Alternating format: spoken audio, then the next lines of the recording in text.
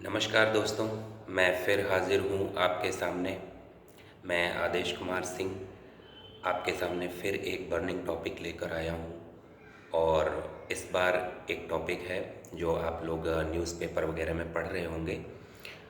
बांग्लादेश में तख्ता पलट हो गया है। इस विषय में हम लोग न्यूज़पेपर में जो पढ़ते हैं, मेरा सिर्फ साधा सिंपल सा एक मोटो है कि जो इस वीडियो के माध्यम से मैं और आप जैसे जो नॉर्मल लोग हैं न्यूज़ पढ़ते हैं, तो कम से कम उसका एक बेस समझ पाएँ कि आखिर बांग्लादेश में ऐसा क्या हुआ कि वहाँ पे सरकार बदल रही है।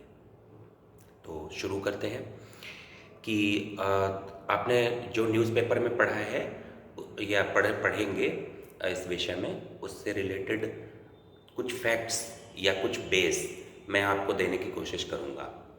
जैसा कि हम जानते हैं कि इंडिया से ईस्टर्न साइड में बांग्लादेश का मैप है, हम लोग देख सकते हैं।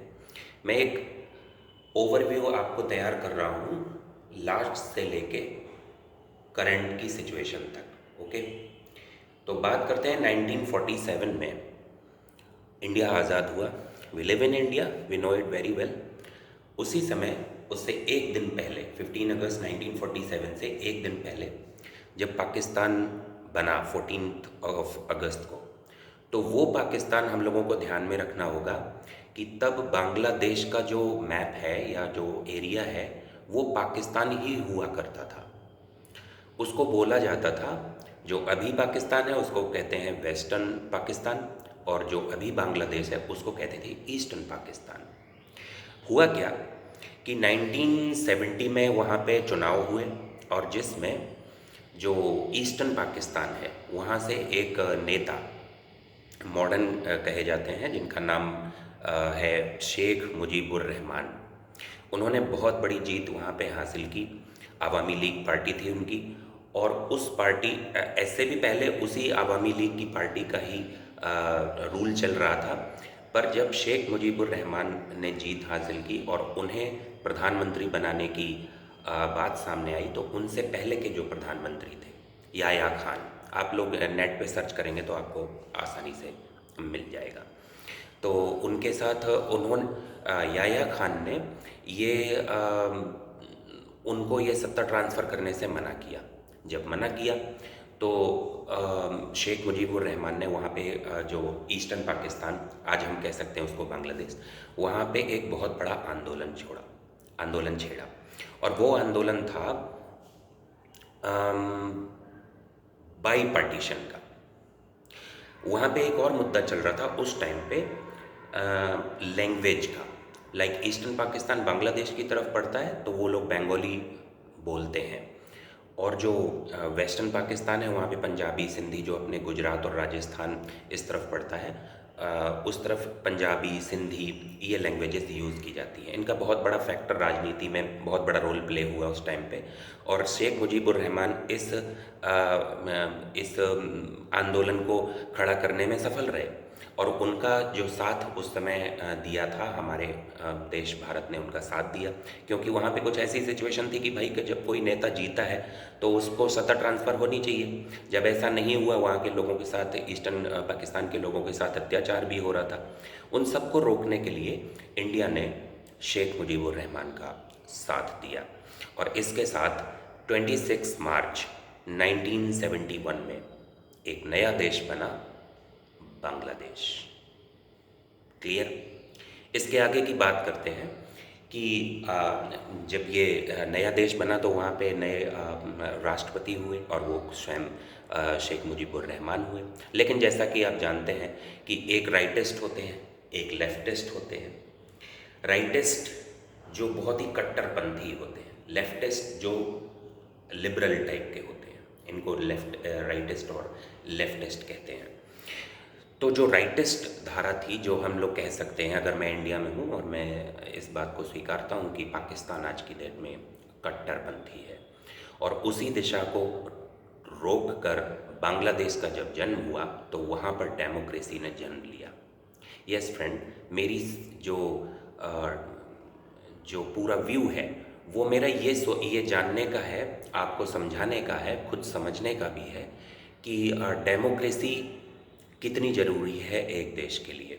डेमोक्रेसी की जब बात होती है तो वहाँ पे काफ़ी सारे धर्म होते हैं, उन सब के धर्मों की का रिस्पेक्ट की जाती है। लेकिन जब कट्टरपंथी की बात होती है तो वहाँ पे किसी एक विचारधारा को मान्यता दी जाती है, जैसा कि हम देख सकते हैं म्यांमार में, चीन में, बांग्लादेश, सॉरी अब हो गया है बांग्लादेश, तो पाकिस्तान में, और अब कुछ हद तक हम यूरोप में भी देख सकते हैं। जो यूरोपियन यूनियन है वहाँ पे भी हमने अभी 4 महीने 5 महीने पहले देखा कि वहाँ पे राइटिस्ट लोगों ने बड़ी जीत हासिल की। इस विषय में बांग्लादेश में ये जो बारूद था राइटिस्ट लोगों का, कट्टरपंथी लोगों का, ये लगातार पनप रहा था। और 1971 में, जैसा कि मैंने आपको बताया कि उस टाइम पे शेख मुजीबुर रहमान जो राष्ट्रपति हुए, वो सिर्फ 4 साल तक वहाँ सरवाइव कर पाए, क्योंकि एक बहुत ही दुखद घटना के साथ, एक नरसंहार के साथ उनका अंत हुआ। और उस समय शेख मुजीबुर रहमान अपनी वाइफ और उनके 3 लड़के साथ में थे, जिनको बहुत ही बेरहमी से मार दिया गया बांग्लादेश में। एट द सेम टाइम उनकी जो 2 डॉटर थी, शेख हसीना और शेख रेहाना, ये दोनों उस समय इंडिया में थी और इसलिए वो बच पाई। फिर 2000 वहाँ पे जब ये शेख मुजीबुर रहमान ख़त्म हुए तो वहाँ पे आर्मी का शासन चला। ये भी मेरा एक टॉपिक है। अभी मैं इसको आपको एक डेटा दूंगा जिससे आप हम और आप ये समझ पाएंगे कि वर्ल्ड में आजकल आर्मी का कौन सा रूप हमको देखने को मिल रहा है। अभी मैं आपको बताऊंगा। Back to Sheikh Hasina. वहाँ पे 2008 में फिर से डेमोक्रेसी ने रफ्तार पकड़ी और फिर जनरल इलेक्शन हुए, जिसमें हमारी शेख हसीना, जो अभी कुछ दिन पहले प्रधानमंत्री पद पर रहीं, लगातार 4 बार वहाँ की प्रधानमंत्री चुनी गई। तो 2008 से उनकी कहानी शुरू होती है और वो बहुत अच्छे मार्जिन से जीतती रहीं और बांग्लादेश में डेमोक्रेसी कायम रही अभी तक। इस दौरान इस डेमोक्रेसी के दम पर और उनके शासन के, बहुत अच्छे शासन के दम पर, वहाँ के लोगों ने इतनी तरक्की की कि मैं कभी कभी न्यूज़पेपर वगैरह चैनल में देखता था कि वर्ल्ड हंगर इंडेक्स में, डेमोक्रेसी के इंडेक्स में कभी कभी बांग्लादेश हमसे, इंडिया से आगे रहा है इस दम पर, डेमोक्रेसी के दम पर। और अभी जो मुद्दा चल रहा है, जिस विषय पे, जिसकी वजह से सरकार टूटी है, वो मुद्दा अखबारों में देखने को मिल रहा है कि एक कोई वहाँ रिजर्वेशन चालू हुआ था। उस विषय में भी मैं आपको बताना चाहूँगा कि वो रिजर्वेशन की क्या बात है। जब 2008 में शेख हसीना प्रधानमंत्री बनी, उसके बाद से वहाँ पे एक रूल लाया गया, एक अधिनियम लाया गया। जैसे हमारे भी इंडिया में पार्लियामेंट में अधिनियम लाते हैं, वैसे वहाँ पे भी रूल एक लाया गया। क्या लाया गया कि जो 1970 के बांग्लादेश के स्वतंत्रता सेनानी थे, उनके घर वालों को, उनके फैमिली पर्सन्स को गवर्नमेंट जॉब्स में बांग्लादेश में 30% रिजर्वेशन दिया जाएगा। ये रूल वहाँ चल रहा था। इसका विरोध हुआ और विरोध को हवा दी राइटिस्ट ने। ये आंदोलन उतना बड़ा नहीं था, इसको सुलझाया जा सकता था, लेकिन जब बारूद बना है, उस बारूद ने खुद चिंगारी को पकड़ा, ना कि चिंगारी बारूद में कूदी। चिंगारी कौन? रिजर्वेशन का आंदोलन। बारूद कौन? जो राइटिस्ट ने इतने सालों में बांग्लादेश में खड़ा किया। इस दौरान जो डेमोक्रेसी था उसको मारने की कोशिश राइटिस्ट ने की है और वहाँ वो लोग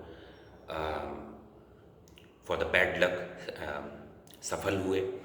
और अब मैं आपको अपने इंडिया के रिस्पेक्ट में कुछ बताने की कोशिश करूँगा। फ्रेंड्स, अपने इंडिया के जो मैंने, जैसा कि मैंने कहा, वेस्टर्न साइड में पाकिस्तान, ईस्टर्न साइड में बांग्लादेश, नॉर्थ साइड में चाइना और साउथ साइड में श्रीलंका। मैं आपको एक बहुत कड़वी सच्चाई बताने जा रहा हूँ कि अगर हम हिस्ट्री को सोचें तो वहाँ पे हुआ क्या है। अभी 8 से 10 साल पहले पाकिस्तान में आर्मी रूल लग चुका था।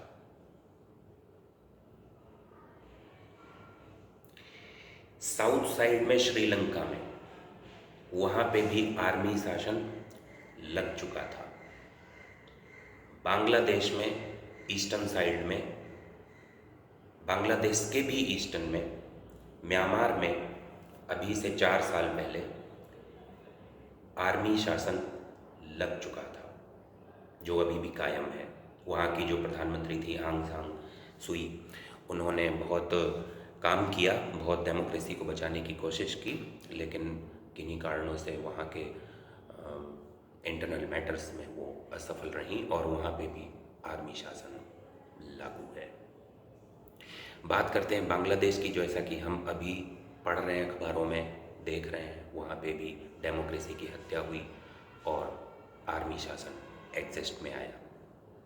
चाइना में, नॉर्थ में, जैसा कि हम देख सकते हैं कि कहने को तो पॉलिटिक्स है, कहने को पॉलिटिक्स डेमोक्रेसी चल रही है, लेकिन वो कैसी डेमोक्रेसी चल रही है हम और आप इंडियन बहुत अच्छे से समझ सकते हैं। ऐसे में इंडिया की मुश्किलें ना सिर्फ अपने देश को बचाने में, बल्कि इस एक अतिवादी सोच से घिरा हुआ हमारा देश किस तरीके से सरवाइव कर पाएगा, अपनी डेमोक्रेसी को बचा पाएगा, इसके लिए बहुत बड़ी जागरूकता की ज़रूरत है फ्रेंड्स। ये बात सिर्फ सनातन धर्म की नहीं है, ये बात सिर्फ भारत की नहीं है। मैं आपको और भी देश गिना सकता हूँ। साउथ अफ्रीका में सूडान, 2011 से पहले वहाँ भी जब यूएनओ ने वहाँ पे इंटरफियर किया, तब जाके साउथ सूडान का मामला सुलझ पाया, वरना वहाँ पे भी आर्मी ने कब्जा किया, पॉलिटिक्स में दखलंदाजी की। इन सब सोच के साथ मेरी सोच ये कहती है कि अब का जो एरा है, अब का जो दौर है देशों के लिए, ना सिर्फ हिंदुस्तान हमारे भारत के लिए, बल्कि पड़ोसी देशों के लिए, यूरोप में भी, अफ्रीका में भी, हर जगह इस बात का खतरा है कि डेमोक्रेसी को कैसे बचाया जाए। मैं फिर आपको एक जड़ देता हूँ, एक रूट देता हूँ कि फिर इसका कारण कहाँ पे है। जब किसी भी छोटे से मैटर को इतना बड़ा करने की कोशिश की जाती है, तो उस देश की जनता का ये दायित्व तो बनता है कि मैटर सिर्फ आंदोलन करके ख़त्म किया जा सकता है या वहाँ पर तबाही मचा के सारा सिस्टम ही ख़त्म कर दिया जाए, ऐसा करना वाजिब है। ये सोच मैं आप पर छोड़ता हूँ, मैं खुद सोच रहा हूँ। हम आप सोचें, विचार करें और अपने देश में इस तरीके की घटनाएं ना होने पाएँ, आगे हम लोगों की मदद कर पाएँ, अपने भारत को ऊंचा रख पाएँ, सेफ रख पाएँ, ये हम लोगों की कोशिश होनी चाहिए। आई होप मैं आपको कुछ बेस दे पाऊँगा। मेरे वीडियो में कोई आंकड़े नहीं है, मैं सिर्फ एक नॉर्मल मैन हूँ, न्यूज़पेपर पढ़ता हूँ, टीवी देखता हूँ और उनसे मेरे जो विचार बनते हैं मैं उनको समझ पाया, तो मेरा एक जो है मेरा खुद का मन हुआ कि मैं अपने जैसे व्यूवर्स जो कि टीवी न्यूज़ देखते हैं, कुछ समझ में नहीं आता, फिर दूसरा देखते हैं, फिर समझ में नहीं आता, फिर दूसरा देखते हैं और फिर एट लास्ट बस ये सोच लेते हैं कि बांग्लादेश में एक हमला हुआ और वहाँ की सरकार गिर गई, बस इतना ही हमको आता है, इतना ही हमको जानना है या जान सकते हैं, इसके बाद छोड़ देते हैं।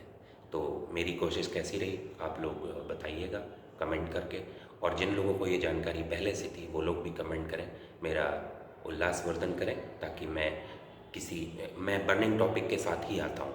तो फिर से मैं एक आई होप ना हो, मैं तो चाहता हूँ कि कोई बर्निंग टॉपिक ना हो, लेकिन दुनिया है, कहीं ना कहीं कुछ होता ही रहता है। तो मैं फिर से आपके सामने आऊँगा, तब तक के लिए राधे राधे।